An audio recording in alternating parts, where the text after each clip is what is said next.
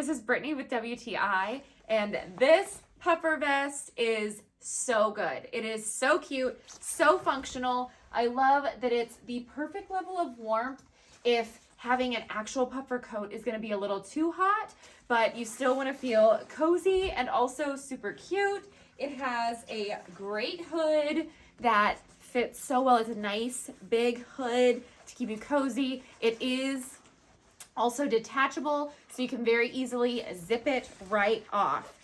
And then the whole vest zips all the way up to keep you nice and warm without overheating, since your arms at least are out. So it really does a good balance of level of warmth.